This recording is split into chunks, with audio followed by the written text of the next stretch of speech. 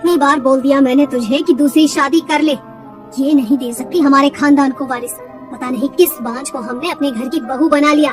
तुम चिंता मत करो माँ, बस इस साल रुक जाओ, उसके बाद मैं इसे तलाक देकर दूसरी शादी करूंगा। इससे शादी करके तो मेरी जिंदगी ही बर्बाद हो गई।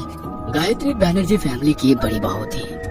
उसकी शादी को 8 साल बीत चुके थे। हर इलाज करने के बाद भी उसे कोई संतान नहीं हुई और इसी वजह से कभी सास के ताने तो कभी पति की खरी खोटी बातें सुनकर उसका जीवन तो मानो अंदर ही अंदर खत्म हो गया था।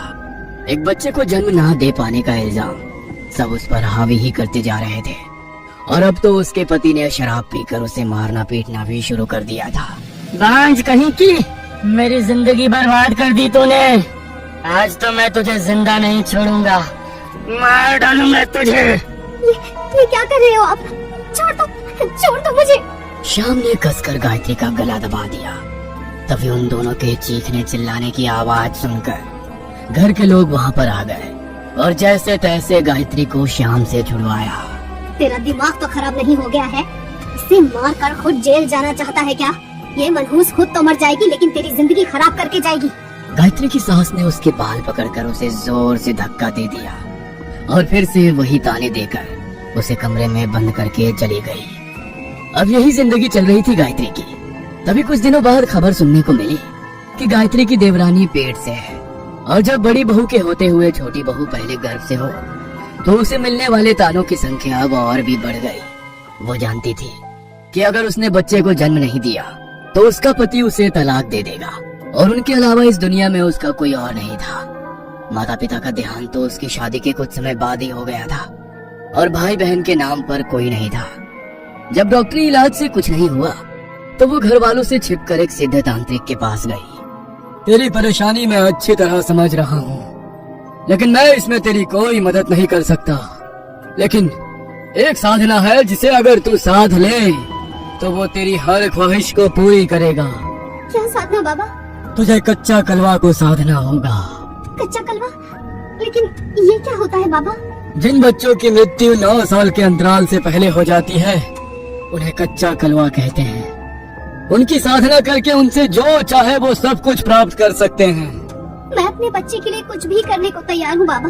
बताइए मुझे क्या करना होगा? जब छोटे बच्चों की मृत्यु हो जाती है तो उनके शव का अंतिम संस्कार नहीं किया जाता। उनके शरीर को मिट्टी में दफना दिया जाता है जिससे उनकी साधना की जाती है।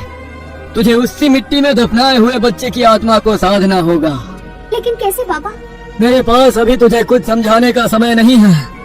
मैं जानता हूँ ये मेरे जीवन का आखिरी समय चल रहा है, इसलिए मैं ये साधना करने में तेरी कोई सहायता नहीं कर पाऊंगा। लेकिन इस तंत्र की किताब में कच्चा कलवा साधने की विधि लिखी है। उस विधि से तू उसकी साधना करना और उसे साध कर दुनिया की जो भी खुशी तुझे चाहिए वो उससे मांग लेना। वो तुझे सब दे देगा। लेकिन इस बात का खास ध्यान रखना कि जिस कब्र को तू खोदेगी वो एक छोटे बच्चे की हो।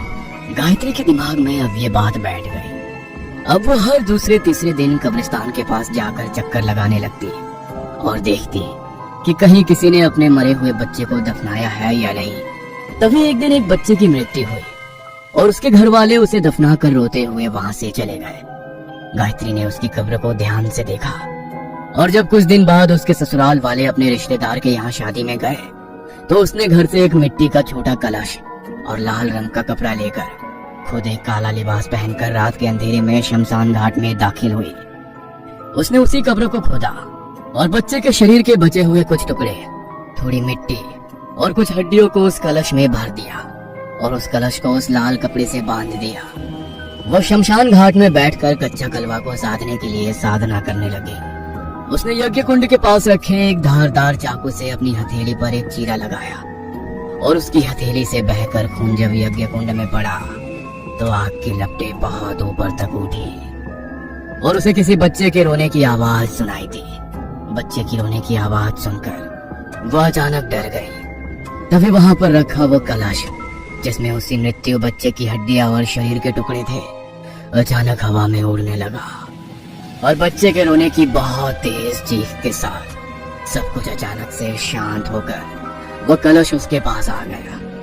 वो उस साधना को करके बहुत खुश थी कि अब वो भी माँ बन पाएगी उसने उस कलश को अपने पल्लू में छुपाया और रात के लगभग 3 बजे अपने घर में दाखिल हुई। घर के सब लोग शादी में गए थे, तो उससे सवाल करने वाला भी कोई नहीं था। घर आकर वो सबसे पहले अपने कमरे में गई। उसके कमरे में कुछ तंत्र का सामान बिखरा हुआ था। उसमें से उसने सिंदूर उठाया और कलश पर एक अजीब सा निशान बना दिया। उसने किताब में लिखा एक मंत्र बोला और कलश को लेकर वो सीधी अपने आंगन में गई और वहां की मिट्टी खोदकर उसने उस कलश को वहीं दबा दिया। वो उसे मिट्टी में दबाकर घर के अंदर जाने लगी। तभी उसे पीछे एक बच्चे की आवाज सुनाई दी। मैं यहाँ पर अकेला नहीं रहना चाहता, तुम मुझे भी अपने साथ ले जाओ ना। गायत्री ने तांत्रिक बाबा द्वारा दी गई उस तंत्र की किताब में कच्चे कलवे को सिद्ध करने की विधि को तो पढ़ लिया था, लेकिन वो ये पढ़ना भूल गई थी कि अगर साधना पूरी होने के बाद और कलश को मिट्टी में गाड़ने के बाद चाहे कुछ भी हो जाए, लेकिन उसे पीछे मुड़कर नहीं देखना है। लेकिन जब उसके कानों में वो आवाज पड़ी तो उसने पीछे मुड़कर देख लिया। 2 दिन बाद उसके परिवार वाले शादी से वापस घर आए तो उनके होश उड़ गए।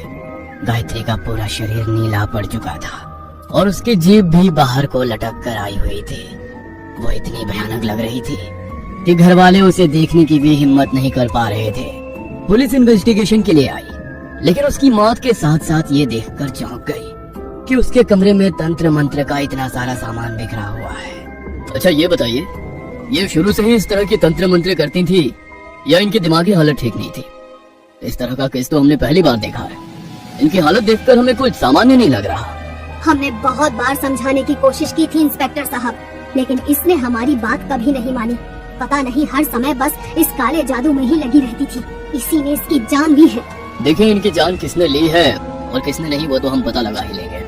रघु, बॉडी को पोस्टमार्टम के लिए भेज दो।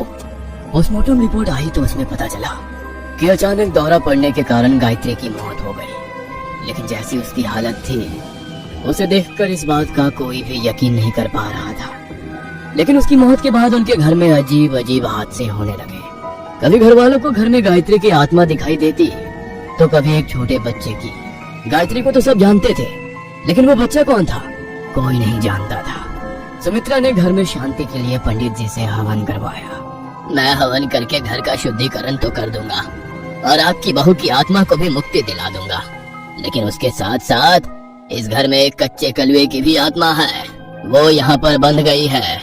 अगर अपनी जान की सलामती चाहते हो तो इस घर को छोड़ दो और कहीं दूर चले जाओ। वो लोग उसी दिन उस घर को छोड़कर चले गए, लेकिन उसके बाद जो भी वहाँ पर रहने के लिए आया उसे उसी बच्चे की आत्मा दिखाई देती। वो किसी को नुकसान नहीं पहुँचाता था, लेकिन जब कोई किसी आत्मा को अपने सामने देख ले तो डर के मारे उसे वो घर छोड़कर जाना ही पड़ता। लेकिन जब आराध्या ने उस बच्चे की आंखों में आंसू देखे और ये समझा कि उस बच्चे ने उसे कभी कोई नुकसान नहीं पहुंचाया है, तो वो उसके आंसुओं के पीछे का दर्द और कहानी जानने को आतुर हो गई। और आज जब उसने उसके पीछे की कहानी जान ली थी तो वो सब कुछ समझ गई। मैं समझ गई हूँ कि उसने अपने स्वार्थ के लिए तुम्हारी अस्थियों को साध कर तुम्हें कैद कर लिया और तुम्हारी मुक्ति का मार्ग बंद हो गया, और इसीलिए तुम इतने सालों से इस घर में भटक रहे हो। शायद तुम हमेशा सबको इसीलिए नजर आते थे कि कोई तुम्हें मुक्त करा सके, मगर कोई तुम्हें समझ ही नहीं पाया। लेकिन मैं तुम्हें और परेशान नहीं होने दूंगी। तुम मुक्ति के लिए तड़प रहे हो, मैं चाहती हूँ कि तुम्हारी मुक्ति हो और तुम फिर से इस दुनिया में एक बच्चे के रूप में जन्म लो। आराध्या अब उसकी कहानी जान चुकी थी और वो नहीं चाहती थी कि वो और सालों तक इसी तरह तड़पता रहे। उसने सब कुछ मोहित को बताया, लेकिन उसने फिर से उसकी बात पर विश्वास नहीं किया, तो वो सीधे मंदिर के बड़े पुजारी जी के पास गई। जिन बच्चों की आत्माओं को कच्चा कलवा साधना करके कैद कर लिया जाता है, उनकी मुक्ति इतनी आसानी से नहीं होती बेटी। उसकी मुक्ति के लिए 21 ब्राह्मणों को एक साथ घर में बैठकर यज्ञ करना होगा, तभी उसकी मुक्ति हो पाएगी। उसकी मुक्ति का जो भी मार्ग है आप कीजिए पुजारी जी। आराध्या ने घर पर पूजा रखी।